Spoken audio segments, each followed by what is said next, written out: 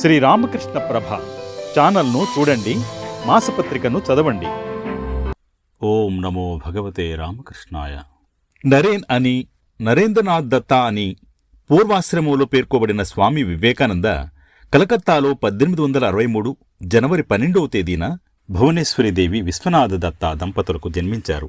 దత్తా కుటుంబీకులు సుసంపన్నులు మరియు గౌరవనీయులు. సంఘంలో గొప్ప దాతలుగా, విద్యాధికులుగా, దృఢమైన ఆత్మవిశ్వాసము, వ్యక్తిత్వము కలవారిగా పేరు పొందారు. నరేంద్రనాథ్ తాతగారు దుర్గాచరణ దత్తా పారసీక భాషలోనూ సంస్కృత భాషలోనూ చక్కటి పరిజ్ఞానం కలిగి న్యాయవాదంలో కూడా నైపుణ్యం సంపాదించారు. కాని తన కుమారుడు విశ్వనాథు జన్మించాక వైరాగ్యంతో సర్వసంగ పరిత్యాగం చేసి సన్యాసాశ్రమం స్వీకరించారు. అప్పుడాయన వయస్సు 25 సంవత్సరాలే. విశ్వనాథ దత్త కలకత్తా హైకోర్టులో అటార్నియేట్లాగా ఉద్యోగం చేసేవారు. ఆయన పారసీక, ఆంగ్ల భాషలో దిట్ట. తన కుటుంబ సభ్యులకు పారసీక కవి హఫీజ్ కవితలు ఆయన చాలా సంతోషంగా వినిపించేవారు. బైబిల్, హిందూ శాస్త్రాలను సంస్కృతంలో పఠించడం ఆయనకి ఎంతో ఇష్టం. దాతృత్వం అవధులు మీరుతున్నట్లున్నా పేదల పట్ల అమితమైన దయ చూపిన విశ్వనాథ్ ప్రతి విషయాన్ని సహేతుకంగా, నిర్మాణాత్మకంగా ఆలోచించి చేసేవారు.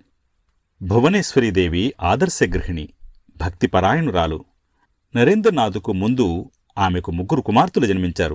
కాని ఆమె తనకు కుమారుడు కావాలని కాంక్షించి వారణాసిలో ఉన్న తన బంధువుల ద్వారా వీరేశ్వర శివునికి పూజలు చేయించి ముక్కులు చెల్లించారు. ఒకనాటి రాత్రి ఆమెకు కలలో శివుడు దర్శనమిచ్చి ఆమె కుమారునిగా జన్మిస్తానని వరమిచ్చినట్లు చెబుతారు. ఆ తరువాత కొన్నాళ్లకు నరేంద్రనాథ్ జన్మించాడు. బాల్యంలో నరేంద్రనాథ్ ఎక్కడా కుదురుగా ఉండేవాడు కాదు.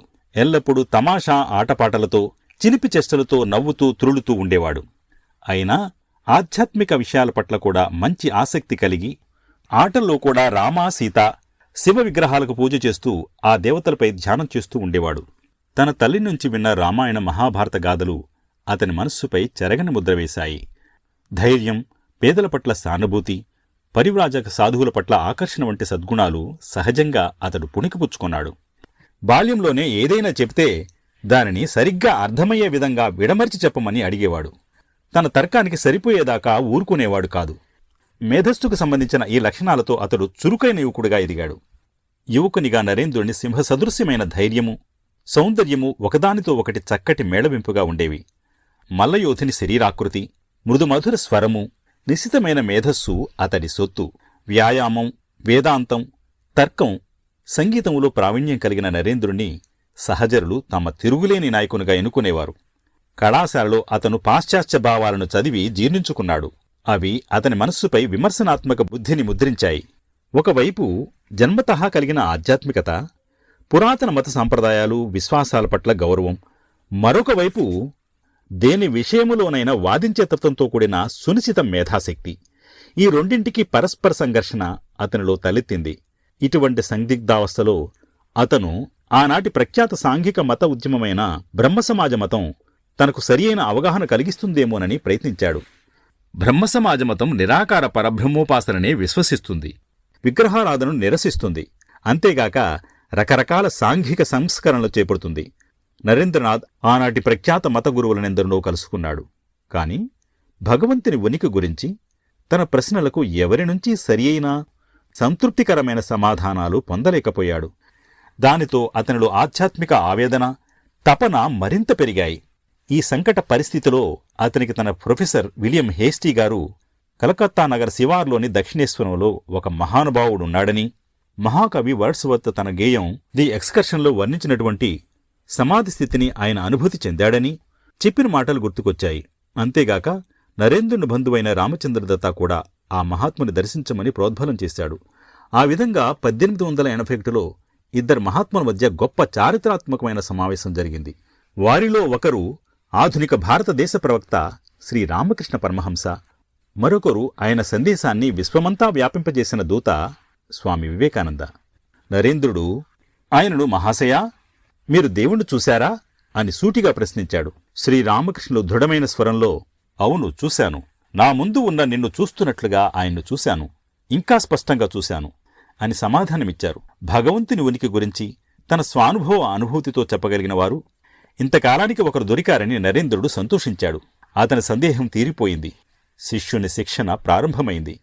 శ్రీరామకృష్ణులు నరేంద్రుణ్ణి అనేక విధాలుగా పరీక్ష చేశారు. అదేవిధంగా నరేంద్రుడు కూడా శ్రీరామకృష్ణుల ఆధ్యాత్మిక అనుభూతులు నిజమైనవా కావా అని అనేక విధాలుగా పరీక్షించాడు. ఒక స్థితిలో నరేంద్రనాథ్ తండ్రి 1884లో హఠాత్తుగా మరణించాక వారి కుటుంబం చాలా కష్టాలు బాధలు అనుభవించింది, అవమానాలు పొందింది. తన గురువు సూచన మేరకు తన కుటుంబాన్ని కష్టాల బారి నుండి తప్పించమని నరేంద్రుడు దక్షిణేశ్వరంలోని భవతారిణి కాళీమాతను ప్రార్థించడానికి ప్రయత్నించాడు. అయితే తనకు ధనం అవసరమైనా ప్రార్థించిన ప్రతిసారీ భక్తి జ్ఞానాలనే అతడు అర్థించాడు. అది అతనికి ఆశ్చర్యంగా తోచింది. క్రమక్రమంగా నరేంద్రనాథ్ గురువు వద్ద శరణాగతి పొందాడు. అనంత సహనం గల శ్రీ రామకృష్ణులు తన యువ శిష్యుని విప్లవాత్మక దృక్పథాన్ని శాంతపరిచి సందేహాస్పద స్థితి నుండి నిస్సందేహ స్థితికి, ఆవేదన నుండి ఆధ్యాత్మికానందం వైపు అతన్ని నడిపించారు. శ్రీరామకృష్ణుల ఆధ్యాత్మిక మార్గదర్శకత్వం, ఆశ్రయం కన్నా ఆయన ప్రేమే నరేంద్రుణ్ణి వశం చేసుకున్నది. అదే ప్రేమను శిష్యుడైన నరేంద్రుడు పరిపూర్ణంగా గురువుకు కూడా సమర్పించాడు. శ్రీరామకృష్ణులు అనారోగ్యం వలన చికిత్స నిమిత్తం ఆయన కలకత్తా శివారులోని కాశీపూర్కు తరలించబడ్డారు. అక్కడే గురు సన్నిధిలో నరేంద్రుని శిక్షణ ప్రారంభమైంది. అతనిలో ప్రజ్వరిల్లుతున్న ఆధ్యాత్మిక అగ్ని ఆ సమయంలోనే ఉధృతి చెంది రకరకాల తీవ్ర సాధనల రూపంలో వ్యక్తమైంది. తక్కిన శిష్యులనందరినీ నరేంద్రుని నాయకత్వంలోకి తీసుకురావడానికి గురుదేవులు ఈ అవకాశాన్ని వినియోగించుకున్నారు. సాధారణంగా సాధకులంతా ఉన్నత ఆధ్యాత్మిక అనుభూతిగా భావించే నిర్వికల్ప సమాధిని తనకు అనుగ్రహించమని నరేంద్రుడు ప్రార్థించగా అతన్ని ఈ విధంగా తీవ్రంగా మందలించారు. సిగ్గులేదు, నువ్వు మహా వటవృక్షంగా పెరిగి ప్రాపంచిక బాధలతో తపిస్తున్న వేలాది మంది ప్రజలకు ఆశ్రయం ఇస్తావనుకున్నాను. కాని ఇప్పుడు నీ మోక్షం కోసమే నువ్వు తాపత్రయపడుతున్నావు. ఇది సబబు కాదు. ఏది ఏమైనా చివరికి నరేంద్రుడు తాను విపరీతంగా అభిలషించిన నిర్వికల్ప సమాధి స్థితిని పొందాడు. కాని ఆ తరువాత శ్రీరామకృష్ణులు ఆ ఆనంద స్థితికి తాళం చెవి తన దగ్గర ఉంటుందని, నరేంద్రుడు జన్మించిన కార్యం నెరవేరే వరకు ఆ ఆనంద ద్వారం తెరవబడదని తెలిపారు. తన మహాసమాధికి 3-4 రోజుల ముందు శ్రీరామకృష్ణులు తన శక్తినంతా నరేంద్రునికి ధారపోసి ఈ విధంగా చెప్పారు: నా నుండి సంక్రమించిన ఈ శక్తి ద్వారా నువ్వు మహోన్నత కార్యాలు నిర్వహించగలుగుతావు. ఆ తరువాతే వచ్చిన ప్రదేశానికి చేరగలుగుతావు. గురుదేవులు 1886 ఆగస్టులో మహాసమాధి చెందాక నరేంద్రుని నాయకత్వంలో యువ శిష్యుల్లో ఎక్కువ మంది బారానగర్లోని ఒక శిథిలమైన ఇంట్లో నివసించసాగారు. అక్కడే తీవ్ర తపశ్చర్యలు, ఆధ్యాత్మిక సాధనల మధ్య శ్రీరామకృష్ణ సౌభ్రాతృత్వానికి పునాది ఏర్పడింది. ఈ సమయంలోనే నరేంద్రనాథ్ తన సోదర శిష్యులతో కలిసి ఒకసారి ఆంటుపూరు వెళ్లాడు. అక్కడ క్రిస్టమస్ ఈవ్ సందర్భంగా ప్రజ్వరిల్లుతున్న అగ్ని చుట్టూ కూర్చొని వారందరూ సన్యాస దీక్ష స్వీకరించారు. బారానగర్లోని రోజులు ఆనందంగా శాస్త్రాధ్యయనంలోనూ ఆధ్యాత్మిక సాధనలోనూ గడిచిపోయాయి. కాని సన్యాసాశ్రమ ధర్మమైన పరివ్రాజక జీవితపు పిలుపు ఆ సాధువులను బాగా ఆకర్షించింది. నరేంద్రనాథ్ కూడా 1888 చివరిలో మఠం నుండి అప్పుడప్పుడు ఇతర ప్రదేశాలకు వెళుతూ ఉండేవాడు. మొట్టమొదటగా మఠం నుంచి బయటికి వెళ్లడం ప్రారంభించినప్పటి నుండి 1890లో తన సోదరులందరినీ వదిలి అజ్ఞాత సాధువుగా జీవితం గడిపే సమయానికి నరేంద్రుని దృక్పథంలో చాలా మార్పు వచ్చింది. తన గురించి ఎవరికీ తెలియకుండా ఉండేందుకు, భారతీయ అనంత జనసామాన్యములో ఇమిడిపోయేందుకు ఆయన వివిధ పేర్లను ధరించేవారు. ఒక్కొక్క చోట ఒక్కొక్క పేరు చెప్పేవారు. హైందవ సన్యాసికి సహజంగా ఉండే ఏకాంతం పట్ల గల ఆకర్షణ క్రమంగా తగ్గి ఆయన ద్వారా నెరవేరవలసిన మహోన్నత కార్యక్రమం ప్రారంభం కావలసి ఉన్నది. అతనిది తన స్వకీయ మోక్షం కోసం సాధనలు జరిపే సాధారణ తపస్వీ జీవితం కాదు. భారతదేశాన్ని మరింత సన్నిహితంగా తెలుసుకోవాలని పెళ్ళూబుకుతున్న కోరిక ప్రభావంతోనూ, అధప్పతిత అనగదొక్కబడిన భారతీయుల దీనారావాలు తనను చుట్టుముట్టగా వాటిని ఉపశమింపజేసే ఉద్దేశంతోనూ స్వామి వివేకానంద ముందుగా హిందువులు అతి పవిత్రమైన యాత్రాస్థలంగా భావించే వారణాసికి వెళ్లారు.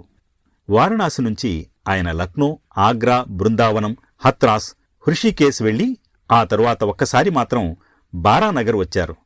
హత్రాసులో ఆయన శరత్చంద్రగుప్తను కలుసుకున్నారు. అతనే స్వామి వివేకానంద ప్రప్రథమ శిష్యుడు, స్వామి సదానంద. అతనికి స్వామీజీ తన గురువు శ్రీరామకృష్ణులు తనకు చెప్పిన లక్ష్యం, తాను నెరవేర్చవలసిన లక్ష్యం, భారతదేశపు, ప్రపంచపు ఆధ్యాత్మిక పునర్జీవనం గురించి తెలియజేశారు. హత్రాస్ రైల్వే స్టేషన్లో ఉద్యోగం చేస్తున్న శరత్ తన ఉద్యోగానికి రాజీనామా చేసి తన గురువు పనిలో సహాయం చేయటానికి ఆయనను అనుసరించారు.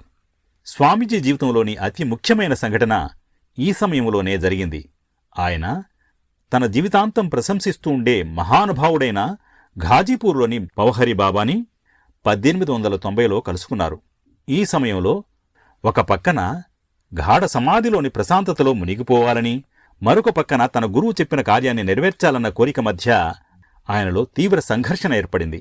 ఉన్నత దివ్యానందంలో మునిగిపోదామన్న తన తీవ్ర కాంక్ష తన గురువు నెరవేర్చమన్న బాధ్యతను కప్పివేయగా ఎటూ తేల్చుకోలేక తీవ్ర హృదయ ఆవేదనతో బాధపడుతున్న తనకు పవహరీ బాబా సాంత్వన చేకూరుస్తారేమోనన్న ఆశతో ఆయనను ఆశ్రయిద్దామనుకున్నారు.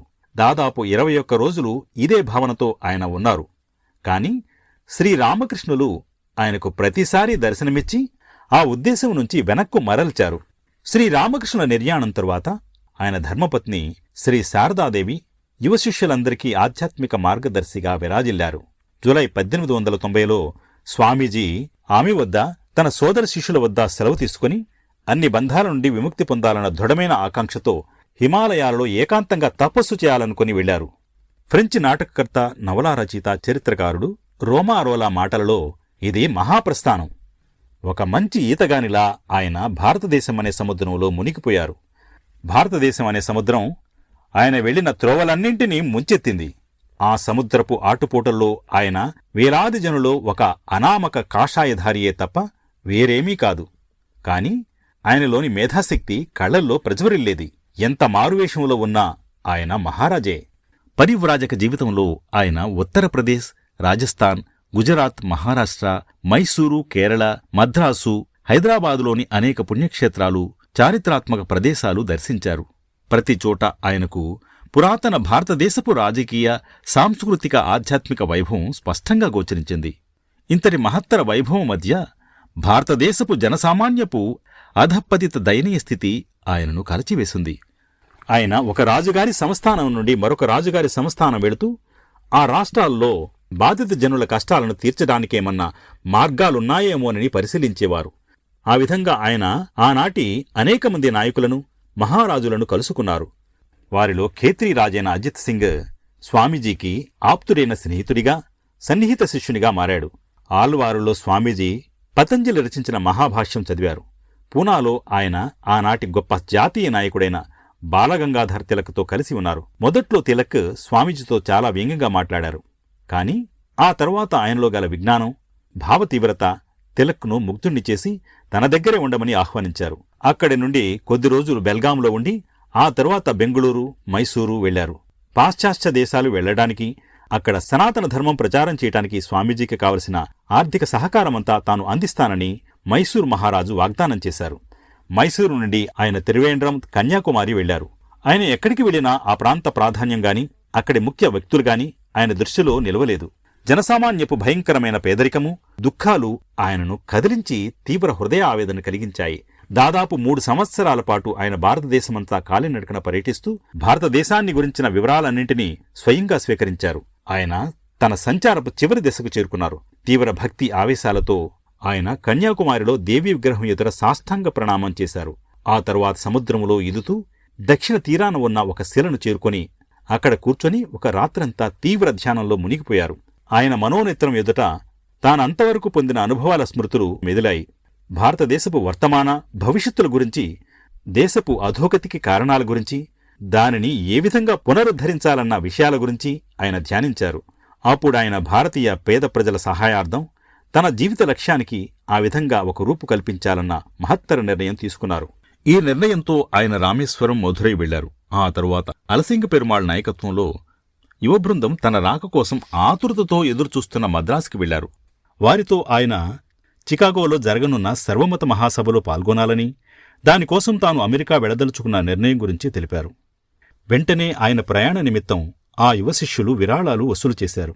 కాని స్వామీజీ తాను వెళ్లాలన్న నిర్ణయానికి జగన్మాత ఆమోదం ఉందో లేదో ఖచ్చితంగా తేల్చుకోలేక వారు వసూలు చేసిన ధనం పేదలకి ఇచ్చివేయమని చెప్పారు.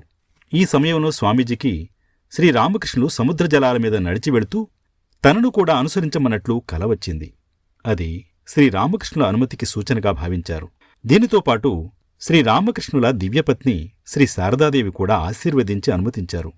ఆమె కూడా శ్రీరామకృష్ణులు అనుమతించినట్లు కలగనడంతో ఆయన సందిగ్ధం తీరిపోయింది. దానితో మళ్లీ నిధులు సేకరించడం ప్రారంభించారు. ఆ తరువాత ఆయన హైదరాబాదు సందర్శించి అక్కడ కొద్ది రోజులు ఉన్నారు. ఆయన అమెరికా పర్యటనకు ఏర్పాట్లు జరుగుతుండగా హఠాత్తుగా కేత్రి మహారాజు నుండి ఆయన కుమారుని జన్మదినోత్సవం సందర్భంగా కేత్రి సందర్శించమని స్వామీజీకి ఆహ్వానం వచ్చింది. తన శిష్యుని ఆహ్వానాన్ని ఆయన తిరస్కరించలేకపోయారు. కేత్రి మహారాజు స్వామీజీని సాదరంగా ఆహ్వానించి తనకు సాధ్యమైన విధంగా వారికి సహాయం చేస్తానని వాగ్దానం చేశారు. మహారాజు తాను చెప్పిన మాటను నిలబెట్టుకుంటూ స్వామీజీకి అన్ని ఏర్పాట్లు చేయమని, విదేశీ ప్రయాణానికి బొంబాయిలో వారికి వీడ్కోలు చెప్పమని తన కార్యదర్శిని పంపించారు. స్వామీజీ అమెరికా ప్రయాణం 1893 మే 31 తేదీన ప్రారంభమైంది. Swami Vivekananda China, Japan, Canada మీదుగా అమెరికా దేశానికి ప్రయాణం చేస్తూ జులై మధ్యలో చికాగో చేరుకున్నారు. మధ్యలో కాంటాన్లో ఆయన కొన్ని బౌద్ధారామాలను సందర్శించారు. జపాన్లో వారి పారిశ్రామికాభివృద్ధిని, ప్రజల పరిశుభ్రతను గమనించి ఆశ్చర్యపడ్డారు.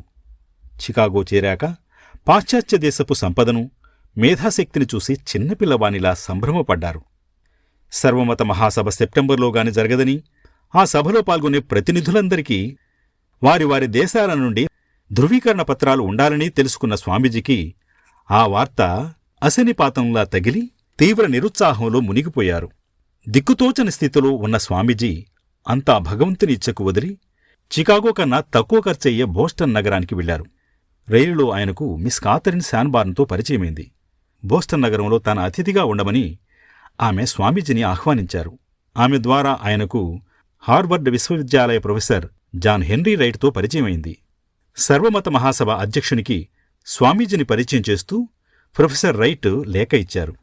ఆ ఉత్తరంలో డాక్టర్ రైట్ ఈ విధంగా వ్రాశారు: మన విశ్వవిద్యాలయంలోని ప్రొఫెసర్లందరికీ కలిసి ఉన్న పరిజ్ఞానము, పాండిత్యము కన్నా ఎక్కువ పాండిత్యము, పరిజ్ఞానము కలిగిన వ్యక్తి వీరు. సర్వమత మహాసభ ఇంకొక 2 రోజులకు ప్రారంభమవుతుందనగా స్వామీజీ చికాగో వచ్చారు. కాని దురదృష్టవశాత్తు ఆ మహాసభకు విచ్చేసే ప్రాచ్యదేశీయులకు ఆతిథ్యం ఏర్పాటు చేసే సంఘం వారి చిరునామా ఎక్కడో పోగొట్టుకుని నిరుత్సాహానికి గురయ్యారు. రైల్వే సరుకుల పెట్టెలో రాత్రంతా విశ్రాంతి తీసుకున్న తర్వాత ఉదయమే లేచి స్వామీజీ తనను ఈ కష్టం నుంచి గట్టెక్కించగలవారెవరా అని వెతకటం ప్రారంభించారు. కాని ఆ దేశంలో నలజాతి వాళ్లకి సహాయం దొరకడం అంత సులువు కాదు. ఫలితం లేని అన్వేషణతో అలసి సొలసి దైవేష్టకి సర్వము వదిలి ఆయన రోడ్డు పక్కన ఒకచోట కూర్చున్నారు. హఠాత్తుగా ఎదురుగా ఉన్న ఒక అధునాతన భవనం నుంచి రాజఠీవితో ఒక స్త్రీ ఆయన దగ్గరకు వచ్చి తాను ఆయనకు సహాయం చేస్తానని చెప్పారు. ఆమె జార్జ్ డబ్ల్యూ హేల్ సతీమణి. హేల్ కుటుంబ సభ్యులందరూ ఆ తర్వాత కాలంలో స్వామీజీకి ప్రీతిపాత్రులైన భక్తులయ్యారు. అంతేకాక స్వామీజీ అమెరికాలో ఉన్నంతకాలం హేల్ సతీమణి భవనమే ఆయన శాశ్వత చిరునామా అయింది. సర్వమత మహాసభ 1893 సెప్టెంబర్ 11వ తేదీన ప్రారంభమైంది. ఆర్ట్ ఇన్స్టిట్యూట్ విశాల భవనం ప్రపంచంలోని అన్ని సంస్కృతుల ఉన్నత ప్రతినిధులతో దాదాపు 7,000 మందితో పూర్తిగా నిండిపోయింది. వేదిక మీద ప్రపంచంలోని అన్ని మతాల ప్రతినిధులు ఆసీనులయ్యారు. స్వామీజీ ఇంతకు ముందెన్నడూ అంతమంది మహామేధావులు, మత ప్రతినిధులు ఉన్న మహాసభలో ప్రసంగించలేదు.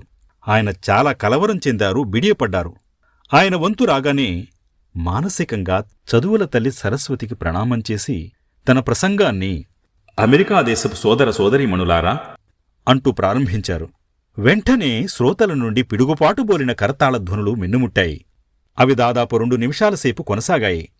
7,000 మంది తామెందుకు లేస్తున్నామో తెలియకుండానే గౌరవసూచకంగా, అభినందనపూర్వకంగా లేచి నిలబడ్డారు.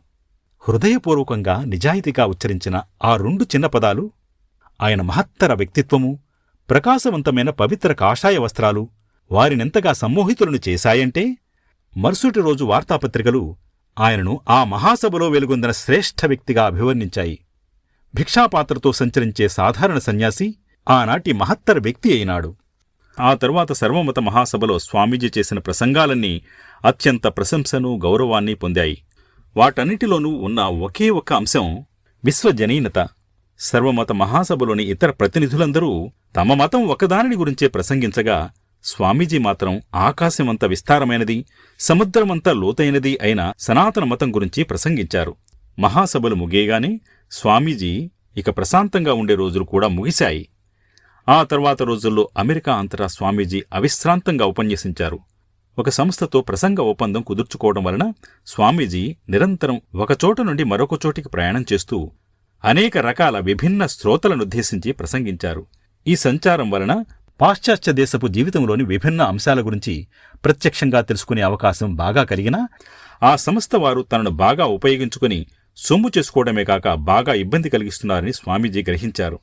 దాంతో విసుగు చెంది ఆ సంస్థతో తన సంబంధాలను స్వామీజీ తెగదెంపులు చేసుకున్నారు. ఇక నిజమైన అమెరికా దేశపు శిష్యులందరినీ ఒక బృందంగా తీర్చిదిద్దదలుచుకుని స్వామీజీ నిజాయితీగా ఉన్న వేదాంత విద్యార్థులకు ఉచితంగా శిక్షణా తరగతుల నిర్వహణ ప్రారంభించారు. పాశ్చాత్య దేశాల్లో ఆయన ఉన్న సమయమంతా 1896 డిసెంబర్ వరకు తీరికలేని కార్యకలాపాలతో నిండిపోయింది. న్యూయార్కులో అసంఖ్యాకమైన ప్రసంగాలు, తరగతుల నిర్వహణే కాక అక్కడ వేదాంత సంఘాన్ని స్థాపించారు. సహస్రదీపవనంలో సన్నిహిత శిష్య బృందాన్ని తీర్చిదిద్దే శిక్షణా తరగతులు నిర్వహించారు. రాజయోగ గ్రంథం రచించారు. 2 సార్లు ఇంగ్లండు సందర్శించారు. ఆయన ఇంగ్లండ్లో చేసిన ప్రసంగాలే నేడు జ్ఞానయోగం అనే గ్రంథరూపంలో లభ్యమవుతున్నాయి. అక్కడ ఆయనకు కొంతమంది శిష్యులు తయారైనారు. వారిలో ముఖ్యులు కెప్టెన్ మరియు శ్రీమతి సేవియర్, సోదరి నివేదిత, ఈటీ స్టర్డీ. అంతకుముందు న్యూయార్క్లో జేజే గుడ్విన్ అనే ఆంగ్ల యువకుడు, స్టెనోగ్రాఫర్ స్వామీజీకి శిష్యుడైనాడు. ఈ సందర్శనలోనే స్వామీజీ ఒకసారి మహావిద్వాంసుడైన మార్క్స్ ముల్లర్ని కలుసుకుని సంభాషించి సంతోషించారు. తన ఐరోపా యాత్రలో 1895 వేసవి కాలంలో ఆయన ప్రఖ్యాత జర్మన్ మతతత్వవేత్త పాల్ డూసెన్ను కలుసుకున్నారు. వేదాంత సందేశమే అన్ని మతాలకి మూలాధారమైన విశ్వజనీన సిద్ధాంతమన్న తన సందేశాన్ని పాశ్చాత్య దేశాల వారికి అందించడానికి స్వామీజీ చాలా శ్రమించారు. తత్ఫలితంగా అమెరికాలో వేదాంత ప్రచారానికి ఒక శాశ్వతమైన పునాది ఏర్పడింది. లండన్లో ప్రచారం కూడా కొంత పురోభివృద్ధి చెందింది. ఇప్పుడిక మాతృదేశం ఆయనను పిలుస్తున్నది. ఆయన సందేశం వినడానికి మాతృదేశం ఎంతో ఆతురత పడుతున్నది. అందుకని లండన్ నుండి ఆయన 1896 చివరిలో భారతదేశానికి బయలుదేరారు. అమెరికా, ఇంగ్లండు దేశాల్లో తను ప్రారంభించిన కార్యక్రమం కొనసాగించడానికి ఆ దేశాలలోని శిష్యులతో పాటు స్వామి శారదానంద, స్వామి అభేదానందలను నియోగించారు. సేవియర్ దంపతులతో లండన్ నుంచి స్వామి వివేకానంద 1896 డిసెంబర్ 16న బయలుదేరి రోమ్, ఇటలీ దర్శించి నేపుల్స్లో డిసెంబర్ 30వ తేదీన భారతదేశానికి వెళ్లే ఓడనెక్కారు. నేపుల్స్లో గుడ్విన్ ఆ బృందంతో జతకూడారు. వారు 1897 జనవరి 15వ తేదీన కొలంబో చేరారు. స్వామీజీ తిరిగి వస్తున్నారన్న వార్త అంతకుముందే భారతదేశానికి చేరింది. దేశమంతటా ప్రజలు ఆనందోత్సాహాలతో ఆయనను ఆహ్వానించడానికి సిద్ధమైనారు. ఇక ఆయన అనామక సన్యాసి కాదు. చిన్నదైనా పెద్దదైనా ప్రతి నగరంలోనూ ఆయనను సముచిత రీతిలో ఆహ్వాన సభలు ఏర్పాటు చేయడానికి సంఘాలు ఏర్పడ్డాయి. రోమారోలా ఈ విధంగా అంటారు: స్వామీజీ ప్రజల జాజ్వల్యమానమైన ఊహలకు తగిన విధంగా సమాధానమిస్తూ భారతీయులకు తన సందేశాన్ని వినిపించారు. శ్రీరామ, శివ, కృష్ణులు అవతరించిన పవిత్ర పుణ్యభూమి పునర్జీవనానికి, అవినాశీ అమృతత్వం అయిన ఆత్మసాక్షాత్కారానికి ధీరుల వలె సాధన సమరానికి ఉద్యుక్తులవమని వివేకానంద శంఖారావాన్ని పూరించారు. సేనానాయకునులా తన కార్యాచరణ ప్రణాళికను జనబాహుళ్యానికి ఈ విధంగా చాటి చెప్పారు: ఓ నా భారతదేశమా, మేలుకో! నీ దివ్యశక్తి, ప్రాణశక్తి ఎక్కడ ఉన్నది? అమృత స్వరూపమైన నీ ఆత్మలోనే ఉన్నది. మద్రాసులో ఆయన 5 ప్రసంగాలు చేశారు. వాటన్నిటిలోనూ ఆయన తన సమరభేరి పూరిస్తూ తమలోని బలహీనతలను, మూఢనమ్మకాలను వదిలి నవీన భారత నిర్మాణం చేపట్టమని యువతకు పిలుపునిచ్చారు. భారతదేశంలో జాతీయ జీవితపు ముఖ్య ఆధారస్వరం మతమని, ఈ విశాల విశ్వాన్నంతా ఆధ్యాత్మికంగా ఏకత్వంగా దర్శింపజేసేదే ఆ మతమని, ఆ మతాన్ని దృఢపరిస్తే, బలపరిస్తే తక్కిన విషయాలని వాటంతటవే సరిదిద్దపడతాయని స్వామీజీ నొక్కి వక్కాణించారు. తప్పు కనిపించిన చోటల్లా విమర్శించడానికి ఆయన ఏమాత్రం సందేహించక తన జాతీయులని మందలించారు. పాశ్చాత్యులను గుడ్డిగా అనుకరించడం, పురాతన సంప్రదాయాలను, నమ్మకాలను మూఢంగా ఆచరించడం, కుల, జాతి, మతాభిమానాలతో విద్వేషాలు, పరస్పర స్పర్ధలు కలిగి ఉండడం మొదలైన వాటన్నిటినీ ఆయన తీవ్రంగా విమర్శించారు. మద్రాసు నుంచి స్వామీజీ కలకత్తాకు ఓడలో బయలుదేరి అక్కడికి ఫిబ్రవరి 20వ తేదీన చేరారు. మాతృభూమి ఆయనకు అఖండ స్వాగతం పలికింది. ఇక్కడ స్వామీజీ తన గురువు పట్ల అద్భుత గౌరవాన్ని ప్రకటించారు. నేనేదైనా భావాల ద్వారా గాని, మాటల ద్వారా గాని, చేతల ద్వారా గాని సాధించినట్లయితే నా పెదవుల నుండి వెలువడిన ఏ ఒక్క మాటైనా ఈ ప్రపంచంలోని ఏ ఒక్కరికైనా సహాయం చేసినట్లయితే ఇది నాకు చెందినది కాదు. ఇదంతా ఆ మహానుభావుడైన నా గురుదేవునికే చెందుతుంది. ఈ జాతి పునరుద్ధరింపబడాలంటే నా మాట గుర్తుంచుకోండి, దృఢంగా విశ్వసించండి. ఆయన అంటే శ్రీరామకృష్ణ నామాన్ని స్మరించాల్సిందే, ఆయన బోధనలను స్వీకరించవలసిందే.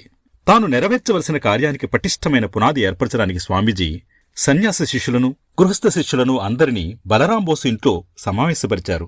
ఆ విధంగా రామకృష్ణ మిషన్ 1897 మే నెలలో ప్రారంభించబడింది. స్వామీజీ ప్రతిపాదించిన రామకృష్ణ మిషన్ ఆదర్శాలు, లక్ష్యాలు పూర్తిగా ఆధ్యాత్మికమైనవి, మానవతా దృక్పథం కలవి. తన భావాలను వ్యాప్తి చేయటానికి తగిన యంత్రాంగాన్ని ఆ విధంగా ఆయన ఏర్పరిచారు. మే 1898లో కలకత్తాలో ప్లేగు వ్యాధి ప్రబలినప్పుడు స్వామీజీ మఠసాధువులు, గృహస్థ శిష్యుల సహాయంతో సేవా కార్యక్రమాలు నిర్వహించారు. ప్లేగు వ్యాధి సమసిపోయిన తర్వాత స్వామీజీ, ఆయన పాశ్చాత్య శిష్యులు నైనిటాల్, అల్మోరా వెళ్లారు. ఈ సమయంలో పాశ్చాత్య శిష్యులందరికీ, ముఖ్యంగా సోదరి నివేదితకు మంచి శిక్షణాకాలం. జూను 16వ తేదీన స్వామీజీ కొంతమంది శిష్యులతో కలిసి కాశ్మీర్ వెళ్లారు. ఈ కాశ్మీర్ యాత్ర స్వామీజీకి, ఆయన శిష్యులకి మరుపురాని అద్భుత అనుభూతిని కలుగజేసింది. జులై నెల చివరిలో స్వామీజీ సోదరి నివేదితతో కలిసి అమర్నాథ్ యాత్ర చేశారు. సంప్రదాయబద్ధంగా పాటించవలసిన ఆచారాలన్నింటినీ తూచా తప్పకుండా పాటిస్తూ కౌపీనం మాత్రం ధరించి ఒంటినిండా విభూతి అలదుకొని స్వామీజీ ఆ యాత్ర చేశారు. ఆ విధంగా ఆగస్టు 2వ తేదీన అమర్నాథ్ గుహకి చేరుకున్నారు. ఆ పవిత్ర గుహలో శివసన్నిధిలో ఆయన శరీరం దివ్యావేశంతో కంపించింది. ఒక అద్భుతమైన దివ్యానుభూతి ఆయనను కమ్మివేసింది. దానిని గురించి ఆయన ఎన్నడూ చెప్పలేదు, కాని శివుడు తనకు దర్శనమిచ్చారని మాత్రం చెప్పారు. ఆ తరువాత ఆయన ఒంటరిగా శ్రీనగర్కి కొద్ది మైళ్ల దూరంలోని క్షీరభవానీలో జగన్మాత దేవాలయం దర్శించారు. ఇక్కడ స్వామీజీకి మరొక చిరస్మరణీయమైన అనుభూతి కలిగింది. పూర్తిగా జగన్మాత ఆయనను ఆవహించినట్లయి ఆసువుగా పద్యరూపంలో ఈ విధంగా చెప్పారు: అదంతా అక్షరసత్యంగా నిరూపితమైంది. నేను దానిని నిరూపించాను. నేను మృత్యుదేవతను కౌగిలించుకున్నాను. ఆయన తిరిగి అక్టోబర్ 18వ తేదీన కలకత్తా చేరుకున్నారు. అప్పుడాయన చాలా బలహీనంగా, పాలిపోయి రకరకాల రుగ్మతలతో బాధపడుతున్నారు. ఇంత అనారోగ్యంతో ఉన్నా ఆయన అనేక కార్యక్రమాల్లో నిమగ్నమయ్యారు. కలకత్తాకి 5 మైళ్ల దూరంలో గంగానదికి ఆవల పడమటి ఒడ్డున బేలూరులో కొంత స్థలం సేకరించబడింది. ఆ స్థలంలో మఠ నిర్మాణం ప్రారంభమైంది.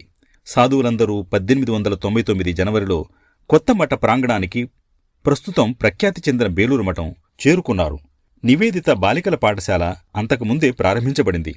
ఆ సమయంలో బెంగాలీ మాసపత్రిక ఉద్బోధన కూడా ప్రారంభించబడింది.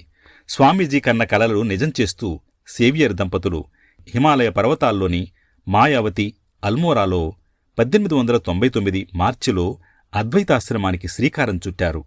అంతకుముందు మద్రాసులో ఆంగ్ల మాసపత్రిక ప్రబుద్ధ భారత ప్రారంభించబడింది. కాని ఆ పత్రిక సంపాదకుడు 1898లో అకాల మరణం చెందడంతో 1 నెలపాటు దాని ప్రచురణ ఆగిపోయింది. ఆ మాసపత్రిక మళ్లీ అల్మోరాలో స్వామి వివేకానంద శిష్యుడైన స్వామి స్వరూపానంద సంపాదకత్వంలో ప్రారంభించబడింది. తిరిగి 1899లో అది మాయావతిలోని అద్వైతాశ్రమానికి మార్చబడింది. ఈ సమయంలో స్వామీజీ మఠంలో సన్యాసులను, బ్రహ్మచారులను నిరంతరం ఉత్తేజపరచసాగారు. వారిని తీవ్ర ఆధ్యాత్మిక సాధనా జీవితం వైపు, సేవ వైపు ప్రోత్సాహపరచసాగారు. వారి వారి స్వకీయ మోక్షం కొరకు, తోటివారి శ్రేయస్సు కొరకు పాటుపడాలని ఆత్మనో మోక్షార్థం జగత్హితాయచ అన్న సూక్తి ద్వారా వారికి తెలియబరిచారు. కాని స్వామీజీ ఆరోగ్యం క్రమంగా క్షీణించసాగింది. పాశ్చాత్య దేశాలను మరలా సందర్శించాలన్న స్వామీజీ అభిలాషను సోదర శిష్యులందరూ ప్రోత్సహించారు. ఆ విధంగానైనా స్వామీజీ ఆరోగ్యం పుంజుకుంటుందని వారందరూ ఆశించారు. స్వామి వివేకానంద 1899 జూన్ 20వ తేదీన స్వామి తురియానంద, సోదరి నివేదితలతో కలిసి పాశ్చాత్య దేశాలకు బయలుదేరి వెళ్లారు. స్వామీజీతో ప్రయాణం వారిద్దరికీ గొప్ప విద్యాభ్యాసం. సోదరి నివేదిత ఈ విధంగా వ్రాశారు: మా ప్రయాణంలో మొదటి నుంచి చివరి వరకు కథలు కొనసాగుతూనే వచ్చాయి. ఏ క్షణాన ఎటువంటి విషయం స్ఫురిస్తుందో, దాని ద్వారా ఎటువంటి మహత్తర నూతన సత్యాలు ప్రవచించబడతాయో ఎవరికీ తెలియదు. మద్రాసు, కొలంబో, ఏడెన్, మార్సెల్స్ గుండా పయనించి జూలై 31వ తేదీన ఓడ లండన్ చేరింది. ఈ ప్రయాణం వలన స్వామీజీ ఆరోగ్యం కొంత కుదుటపడింది. లండన్లో 2 వారాలు గడిపాక ఆయన న్యూయార్కుకు పయనించారు. అక్కడికి చేరుకున్న తరువాత లెగ్గెట్ దంపతులతో కలిసి పట్టణానికి దూరంగా హడ్సన్ సరోవరం వద్ద రిడ్జిలీ మేనర్ అనబడే సుందరమైన వారి పల్లెగృహానికి వెళ్లారు. అక్కడ స్వామీజీ నవంబర్ 5వ తేదీ దాకా బస చేసి అక్కడ నుంచి పశ్చిమ తీర పట్టణానికి వెళ్లారు. ఆయన Los Angeles, Oakland, San Francisco, Chicago, డెట్రాయిట్లు కూడా సందర్శించారు. ప్రాక్పశ్చిమ దేశాలు పరస్పర సహాయ సహకారాలతో మెలిగి తీరాలన్న భావన ఆయనలో మరింత దృఢపడింది. పాశ్చాత్య దేశపు కేవల భౌతిక పురోభివృద్ధి ఆయనకు నచ్చలేదు. అదేవిధంగా భారతదేశీయులు ఆధ్యాత్మికతకు విపరీతమైన ప్రాధాన్యమివ్వటం వలన సాంఘిక ఆర్థిక సమస్యలు ఎక్కువై ఆధ్యాత్మికత వాటిని మెరుగుపరచలేకపోయిందని స్వామీజీ భావించారు. ఆయన నివేదితతో ఈ విధంగా చెప్పారు: పాశ్చాత్య దేశీయుల సాంఘిక జీవనం పైకి చక్కని ధ్వనితో వచ్చే నవ్వులా ఉంటుంది, కాని దాని క్రింద శోకమే ఉంటుంది. చివరకది వెక్కి వెక్కి ఏడుపుల క్రింద పరిణమిస్తుంది. ఇక భారతదేశంలో పైకి అంతా విచారంగానూ నిరాశగానూ కనిపిస్తుంది, కాని వాటి వెనుక నిరాసక్తత, ఉల్లాసమూ ఆనందమూ ఉంటాయి. పాశ్చాత్యులు బాహ్య ప్రకృతిని జయించడానికి ప్రయత్నించారు. ప్రాగ్దేశీయులు అంతర్గత ప్రకృతిని జయించడానికి ప్రయత్నించారు. ఇప్పుడు ప్రాక్పశ్చిమ దేశాలు పరస్పర శ్రేయస్సు కోసం చేతులు కలిసి పనిచేయవలసిన సమయం ఆసన్నమైంది. అలాగని వారి వారి వ్యక్తిత్వాలని, ప్రత్యేక లక్షణాలని కోల్పోవలసిన అవసరం లేదు. పాశ్చాత్య దేశాల వారు ప్రాగ్దేశాల వారి నుంచి నేర్చుకోవలసింది ఎంతో ఉంది. అలాగే ప్రాగ్దేశాల వారు పశ్చిమ దేశాల నుండి ఎంతో నేర్చుకోవాలి. భవిష్యత్తు ఈ రెండింటి ఆదర్శాలు సరియైన మేళవింపుగా రూపుదిద్దుకోవాలి. అప్పుడిక తూర్పు పశ్చిమ దేశాలంటూ ఉండవు. ఒక్క మానవత్వమే వెలసి ఉంటుంది. ఉత్తర కాలిఫోర్నియాలో శాంతి ఆశ్రమ స్థాపన ఈ సమయంలో జరిగిన ముఖ్య సంఘటన. ఆ ఆశ్రమాన్ని స్వామి తుర్యానంద నిర్వహణలో ఉంచారు. శాన్ ఫ్రాన్సిస్కోలో ఒక వేదాంత కేంద్రం కూడా ప్రారంభించబడింది. ఈ సమయంలో స్వామీజీ పాశ్చాత్య నగరాల్లో అనేక చోట్ల ప్రసంగాలు ఇచ్చారు. కాని స్వామీజీకి తన అంత్యసమయం త్వరలో ఆసన్నం కానున్నదని అర్థమైంది. ఆయన మిస్ మెక్లోడికి ఈ విధంగా వ్రాశారు: నా నావ ప్రశాంతమైన తీరానికి చేరుతున్నది.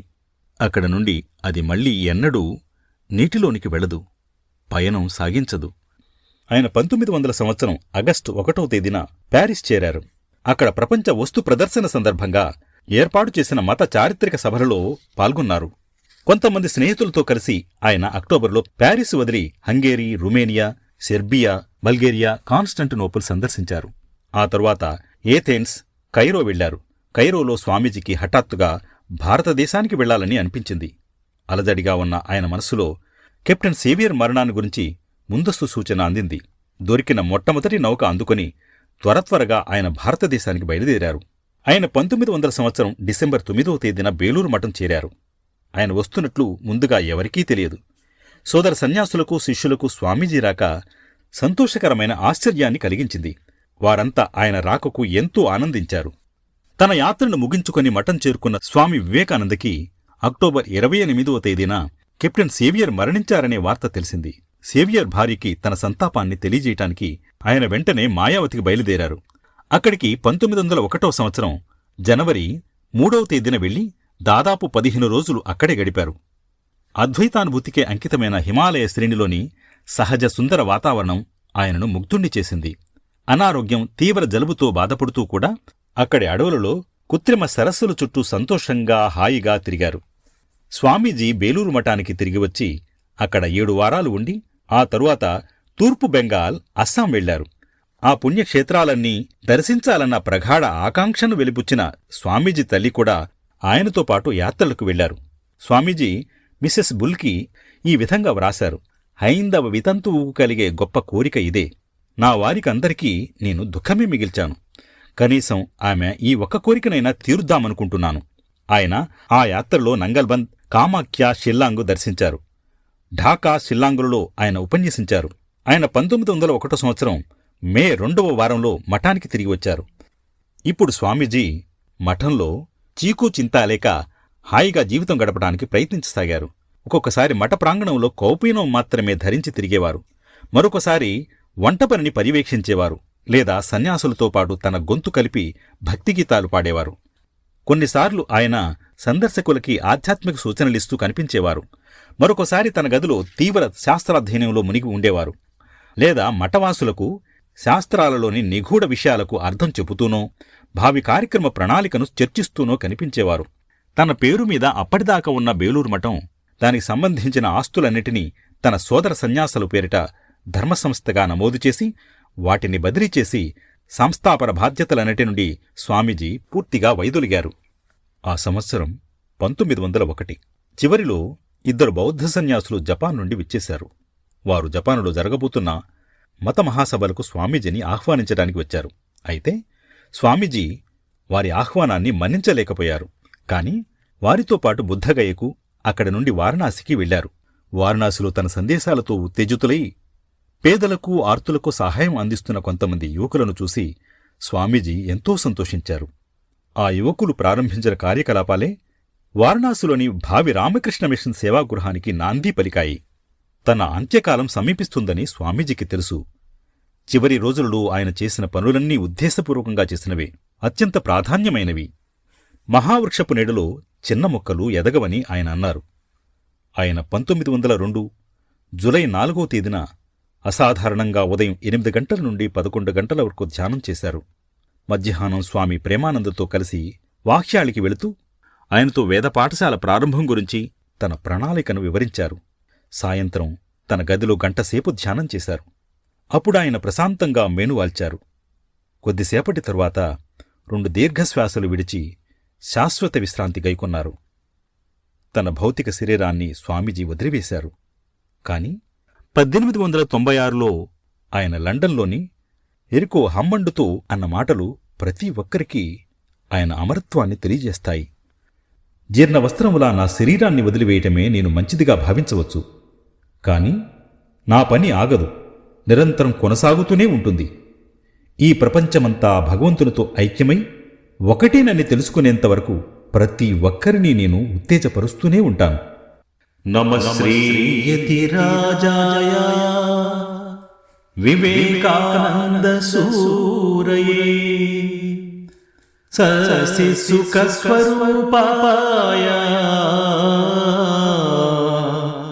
స్వామినే తాపహారిణే.